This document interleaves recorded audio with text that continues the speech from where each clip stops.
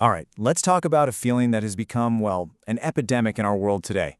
Having a brain that just feels completely, totally overloaded. We're going to unpack why this happens, and more importantly, how you can start to reclaim your focus. I mean, does this question hit just a little too close to home? You know that feeling of mental exhaustion, where you're trying to focus on one thing but your mind is juggling like a dozen others all at once? Trust me, you are not alone. There's a name for this. It's called cognitive fatigue. And it shows up in some really real, super frustrating ways. You might find yourself just zoning out during a conversation, or making simple, silly mistakes way more often. Or maybe you notice that a task that used to be a piece of cake now takes forever. This isn't just you being tired. It's a very specific decline in your brain's ability to think clearly and effectively. So to really get a handle on this, we've got to understand what's actually causing it. And it turns out, a huge piece of the puzzle is understanding the difference between just having a lot to do and being truly deeply stressed out by it all. First, let's just define this idea of mental load. This is all the invisible work. It's the constant planning, the scheduling, the anticipating of everyone's needs. You know, like what's for dinner this week, who has a doctor's appointment, and managing everyone's emotions. It's all the thinking work that has to happen before the doing work can even start. Now, what's really fascinating is how different this is from just having a high workload. Research makes a super important distinction here. A high workload, that's a challenge we can meet by just digging deep and trying harder, mobilizing more energy. That's a totally normal, healthy coping strategy. But stress, that's a whole different animal. It's a state of disorganization where our system is completely out of whack and just can't recover. So here's the bottom line. Being busy or even working really hard is not the enemy here. The real problem is the constant, invisible, and totally disorganized mental load that leaves our brains in that state of stress, unable to ever recover and hit the reset button. So what does that disorganized state actually do to our brain's performance? Well, this is where the science gets really interesting. Let's take a look at what's happening on a neurological level when we're just completely wiped out.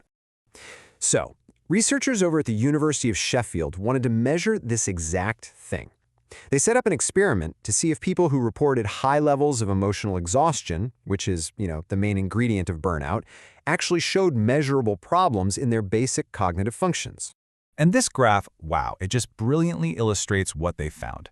Let's just take a second to break this down. On the vertical axis, you've got reaction time, so higher up on the graph means slower. Along the bottom, that's the time they spent on the task. Now look at the two lines. The circles represent people with low exhaustion, and the squares are the folks with high exhaustion. Both groups were asked to do the same thing, react as quickly as they could to a signal, over and over again. So what is this really showing us? Well, look at the line for the low exhaustion group. It's pretty much flat, right? They maintain their focus. But now look at the high exhaustion group. Their path is all over the place, and it's trending upwards, which means their reaction times are getting slower and slower as they go. Their brains are literally struggling to stay ready. In short, this graph is a picture of burnout physically getting in the way of the brain's ability to fine-tune its resources. Okay, so that's the science behind what exhaustion does to our brain's performance. But what's causing all that exhaustion in the first place? Well, a huge contributor is something we all deal with every single minute of every day, the constant ping of our digital lives. I mean, this quote just nails it, doesn't it? Our attention is constantly getting yanked in a million different directions by this endless stream of digital pings. Every single one is a tiny interruption that demands our focus right now. And the scale of this it's just staggering, really. Research shows that the average person checks their phone around 85 times a day. Just let that sink in. If you're awake for, say, 16 hours, that's about once every 11 minutes. Every 11 minutes, our focus is likely getting shattered. And every single one of those 85 interruptions has a cognitive price tag. It's not just the external pings, it's that internal twitch, that urge to just check. Every time we give in, we're spending some of our limited cognitive resources. Remember that graph?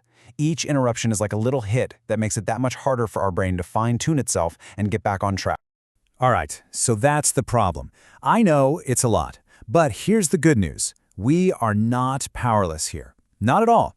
Let's move on to some real, actionable strategies you can start using today to take back control of your focus and lighten that cognitive load. Here's a super simple but incredibly powerful tool to use the moment you feel that fatigue setting in. It's a simple 3-step check-in. Step 1, just stop. Whatever you're doing, just pause. Step 2, check in with yourself. Ask yourself, where am I holding tension? Is my mind racing? And step 3, adjust. Give yourself a quick break from all the noise. Turn off the screen, step outside, just find a moment of quiet. A huge part of this is just taming our digital world. Start by turning off every single notification that isn't absolutely essential. Here's a real game changer. Charge your phone outside of your bedroom.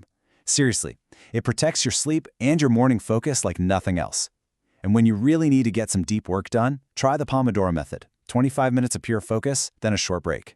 It works. To really tackle that invisible mental load, you've got to make it visible. Get everything that's swirling around in your head out and onto a prioritized list. This alone frees up an incredible amount of mental space. From there, ask yourself, what can I delegate? You have to trust other people to help. And maybe most importantly, learn to set boundaries. Remember, saying no isn't selfish. It is absolutely essential for protecting your focus. Finally, let's be honest. None of these strategies are going to work without a solid foundation. Prioritizing self-care is just non-negotiable for cognitive recovery. That means getting enough good quality sleep, moving your body every day, even a short walk helps a ton, and making time for a practice or a hobby that helps your brain truly disconnect and relax. Because ultimately, the goal of all of this stuff isn't just to be less tired. It's to cultivate an energized brain, one that is focused, regulated, and able to make all those cool, creative connections that lead to great work and, frankly, a better life. So I'll leave you with a final question to chew on. Your focus is your most valuable, and it's your most limited resource. So take a moment and really think about it. In a world that is practically designed to distract you, where are you consciously choosing to spend it?